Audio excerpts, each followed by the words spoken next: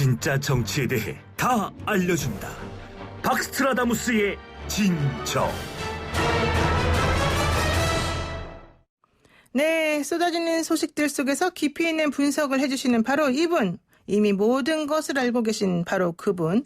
박스트라다무스 박지원 단국대학교 석좌교수 연결돼 있습니다. 교수님 안녕하세요. 네, 안녕하세요. 오늘은 30분 늦었네요. 예. 우선 네. YTN이 저보다 더 중요한 분을 인터뷰했는가 봐요. 전혀 아닙니다.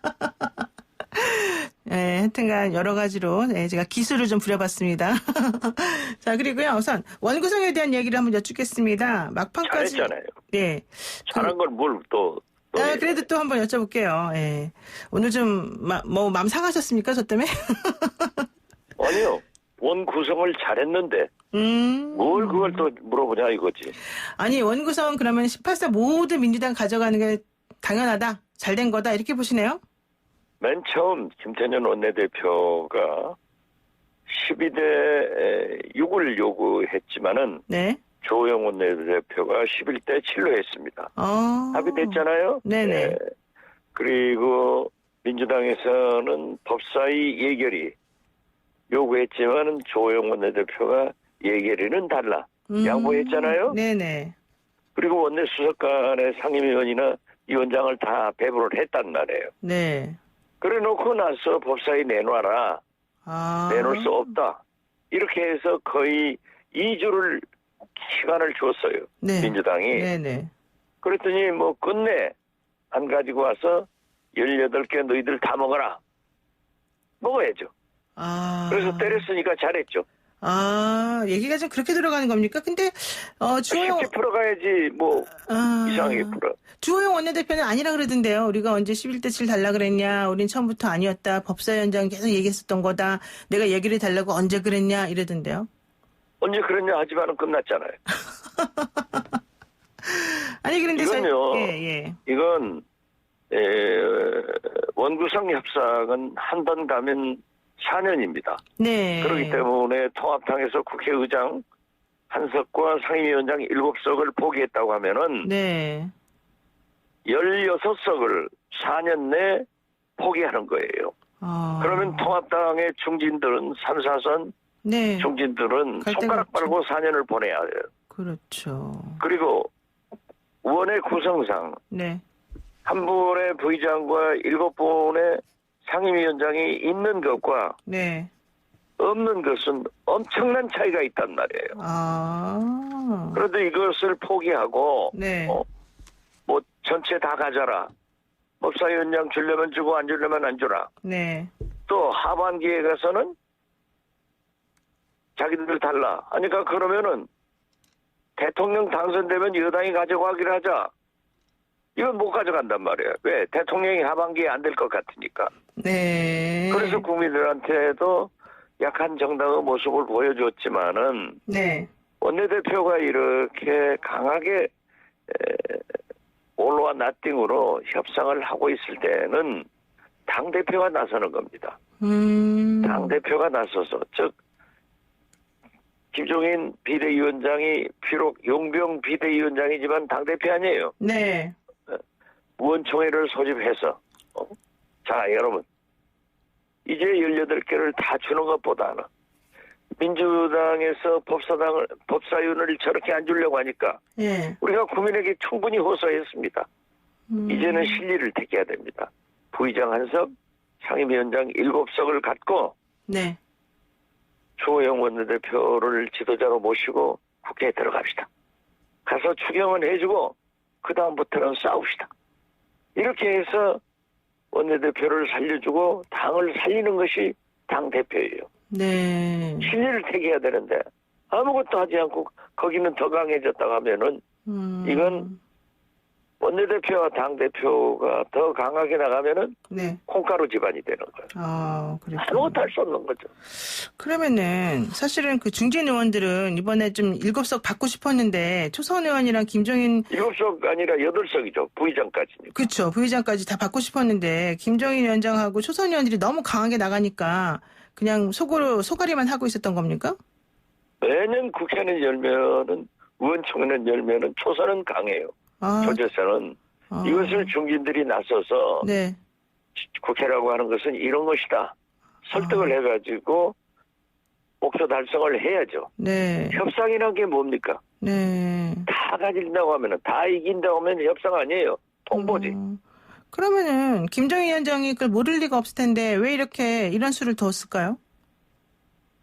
모를 리가 없는 게 아니라 몰랐을 수도 있겠지만은 알았었을 거예요. 네. 그렇지만은 네. 그렇게 강하게 끌고 나가는 것이 만약의 경우에 네. 비대위 존재에 힘을 받을 수 있다. 네. 비대위를 위해서 그러면 당보다는 비대위 자체를 위해서라는 거군요. 그렇죠. 이건 매우 중요한 발언 같은데요. 비대위에는 뭐 국회의원 아닌 분들도 젊은 분들이 많잖아요. 그렇죠. 여기는 좀 싸움이 붙어봐야 좋거든요. 그러면은 그렇게 돼야만이 비대위의 존재감을 확인할 수 있으니까. 그러면은 원내에서 협상할 수 있는 힘을 다 빼버리는 거잖아요. 자기가 자기 편을 이렇게 힘들게 힘 빼버리게 됩니까? 실질적으로 빼버린 거죠. 그러니까 만약에 지금 뭐 추경 통과시키고 다시 해보자. 그래서 뭐 진선미 장관이나 이기호 장관 한 사람들이 위원장으로 갔어요. 자기가 했던 당에. 정성호 위원장은 해보았던 뭐 기재위원장으로 가고 이런 걸 좀 가져가 보자. 하지만은 제가 볼 때는 틀렸어요. 왜요? 어떻게 해야 됩니까 그러면?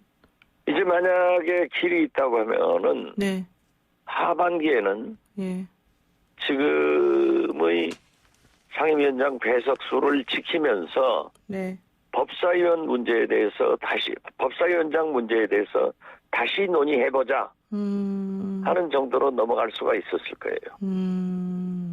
근데 이건 이제 도대체 협상의 1+2도 모르는 사람들이 한 거예요. 그렇군요. 그리고 당대표와 원내대표의 역할 분담을 꿈에도 이런 조합을 생각해 볼 수가 없죠.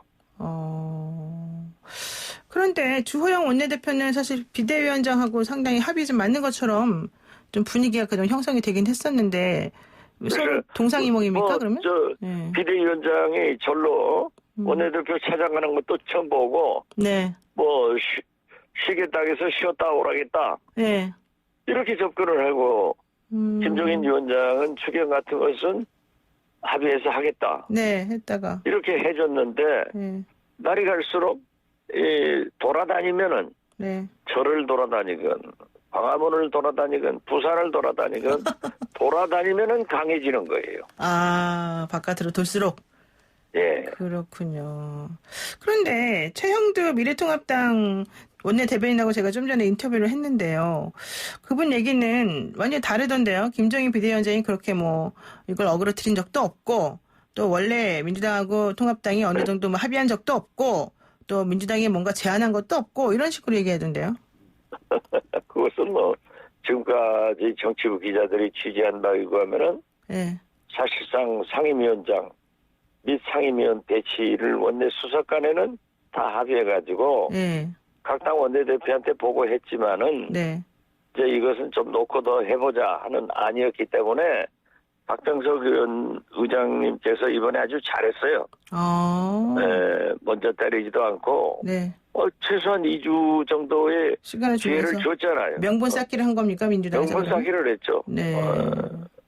그리고 사실 야당이 명분 쌓기를 하고 여당이 실리를 가져가야 되거든요. 야야야 시끄럽게 하니까 자, 그렇게 하자 하고 이쪽에서는 이제 상임위원장을 가져가야 되는데 이번에는 명분도 실리도 아무것도 민주당이 없이 명분도 실리도 아무것도 없이 빈 손가락 빠는 것은 통합당이. 그렇군요. 이런 것을 터주는 게 노련한 당대표죠. 교수님 되게 답답하시겠습니다. 내가 지금 원에 있었어야 되는데 이런 생각하시겠어요? 그래요. 제가 있었으면 다 잘 될 건데. 그러게 말입니다. 자, 그러면 여기서 해안을 또 한번 여쭙겠습니다. 미래통합당의 출구 전략이 뭡니까? 미래통합당요? 출구 전략이 있어야 될 거 아니에요. 이제 계속 이럴 수는 없잖아요. 보이콧해도 뭐 언젠가 끝날 테고 협상 카드가 없는데 출구 전략을 알려주셔야죠. 추경 통과시키고 나머지 상임위원장을 좀 돌려달라. 그건 좀 너무 모양 빠지는 거 아닙니까? 모양이 없어지는 거죠. 그래도 그게 출구 전략입니까? 글쎄 그러려는지 영원히 4년을 이렇게 가려고 하는지 예. 이번만 그렇게 하고 2년 있다가는 또 반씩 다시 협상하자 하려는지 잘 모르겠어요. 그러니까 지금 말씀은 듣기로는 출구 전략이 없다. 이렇게 들리네요, 당장은. 이제 그 명분이 되려면은 공수처 구성에 대한 그러한 도발이 있으니까 거기서 지금 현재 추천위원이 7분 아니에요? 네, 그렇죠. 뭐 국무총리, 법원행정처장, 법무장관, 법무장관. 이렇게 되면은 이제 나머지 3분은 여당에서 2분, 야당에서 2분이에요. 7분으로 구성되는데 추천은 그중 6분이 찬성해야 되니까. 그렇죠. 그 공은 또 야당으로 통합당이 가지고 있는 거예요. 그러니까 그걸 또 안 해주면은 법안을 개정하겠다. 그렇죠. 이런 데서 한번 그 룸을 찾아가지고 상임위원장도 그러한 것은 우리에게 돌려주라. 그 대신 우리가 공수처장을 이렇게 주겠다. 거기에서 이런 협상 방법도 카드를 한번 생각해 볼 거예요. 네, 그렇게 해서 좀 모양새를 조금 좋게 유지해서 양보하는 것처럼 하면서 또 할 수 있겠군요. 그렇죠. 저 같은 사람이 있으면 다 해요. 제가 없으니까 안 되는 거지. 너무 아쉬울 것 같습니다. 미래통합당 입장에서 우리 박 의원님을 모시지 못한 것에 대해서. 자, 그러고요. 미래통합당에서는 모신다 해도 절대 안 가요. 알겠습니다. 정말 의지가 아주 그냥 지조가 있으십니다. 자, 그런데요. 추미애 장관하고 윤석열 총장 얘기를 한번 제가 여쭤보겠습니다. 사실 추미애 장관의 말이 조금 거칠었다. 전에. 그 전에. 이제 그 소위 검언 요착. 검언 이 요착. 문제를 인권부에서 하느냐, 뭐 형사부에서 하느냐, 감찰에서 하느냐 그렇지 않습니까? 추미애 장관이 다 못 믿겠다. 이게 여기저기 안 된다. 법무부 감찰에서 감찰해라. 이렇게 3일 전에 말씀을 했는데 윤석열 장관도 여기에 토론을 안 다시네요. 아무 말씀 없으셔요. 법무부 감찰부에서 하기 때문에 이제 얘기 끝내야지 뭘 그걸 가지고 얘기할 필요 없어요, 이제는? 그러면? 그렇죠. 딱 결론 난 거 아니에요. 좋아요. 그러면은 추미애 장관이 근데 윤석열 총장한테 그렇게 심하게 조금 무례하게 혹은 거친 언사를 표현하는 거 이건 어떻게 보세요? 그건 적절치 않으니까 같은 정부에 있는 법무부 장관, 검찰총장이니까 두 분이 한번 만나서 무엇이 이렇게 틀어졌는가, 무엇을 윤석열 총장한테 장관이 불만을 가졌는가, 또 윤석열 총장은 장관께서 무엇을 이렇게 지시하셨는가 똑똑해가지고 거기서 풀어내라고 그래요. 이게 인공총, 추미애, 이런 거 가지고 시끄러워서 살겠어요? 알겠습니다. 그럼 요거 하나 여쭙겠습니다. 그 주말에 이재용 수사 관련해서 심의위원회에서 수사도 하지 말아라, 기소도 하지 말아라 이런 결론 나왔지 않습니까? 이거는 잘 된 겁니까? 그게 검찰에서 만들어놓은 법정 기구고 또 지금까지 해왔고, 그런데 거기에서 8번 한 것을 다 그 권고안대로 따랐는데 물론 법적으로 따라야 될 이유는 없어요. 9번째 이렇게 되니까 굉장히 곤혹스럽다, 저는 그렇게 봅니다. 곤혹스러우니까 어쩌라는 거죠? 그래서 따라야 됩니까? 법대로 하면 되죠. 법대로는 그냥 존중해라밖에 없어요. 존중할 수도 있고 기소할 수도 있고 그러는 거죠. 그러니까 검찰 잘 아시잖아요. 법사위 계속 계시면서. 이번에 그 윤석열 총장은 기소, 불구속 기소 이렇게 가닥을 잡겠죠? 글쎄요. 저도 그렇게 보고 있는데요. 왜냐하면 구속영장은 이미 기각됐고 심의위원회에서는 10명은 소위 수사도 하지 말라는 거 아니에요? 그렇죠. 이것은 국민 정서가 경제는 살리자. 코로나 때문에. 경제가 그런 중요하다. 강한 것이 있다고 하면은 검찰에서도 국민의 요구대로 함께 가는 것이 좋을 것 같아요. 국민 요구대로 가는 게, 그러니까 수사심의위원회 좀 권고를 따르는 게 좋겠다 이런 취지신 것 같아요. 요거 하나만 짧게 여쭙겠습니다. 인국공 논란 한번 여쭐게요. 청년들 간의 대립이 상당한데요. 인천국제공항 정규직 전환 논란이요. 이거는 어떻게 보세요? 뭐가 본질입니까? 이건 사실 정규직으로 많이 만들어내는 게 네. 비정규직을 없애는 길이죠. 네. 그렇지만은 청년들의 적합한 일자리 창출을 못한 정부로서 공정과 정의에 대한 문제이기 때문에 참 어려운 일이에요. 그래서 조금 더 청년들에게 따뜻하게 보듬어 주고 네. 청년 일자리를 많이 창출하는 그러한 정부의 노력이 필요하다. 저는 그렇게 봅니다. 그거는 뭐 그냥 큰 측면에서 당연한 말씀이시고 그래서 이번에 어떻게 해야 됩니까? 이번 사건. 애가 갖고 계시지 않습니까? 아니 글쎄 그러니까 정규직 비정규직이 정규직으로 자꾸 바뀌는 것은 좋은 일인데요. 공정과 정의가 있어야 된다 이거죠.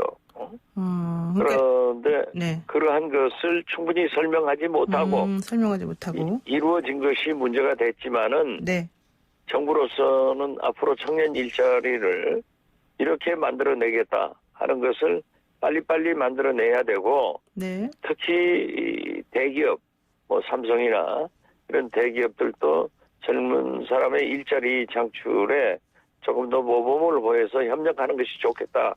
저는 그렇게 생각합니다. 예, 알겠습니다. 오늘 또 역시 지혜로운 말씀 잘 들었습니다. 고맙습니다. 네, 감사합니다. 네, 지금까지 이미 모든 걸 알고 계신 바로 그분 박스트라다무스 박지원 단국대 석좌 교수와 함께했습니다.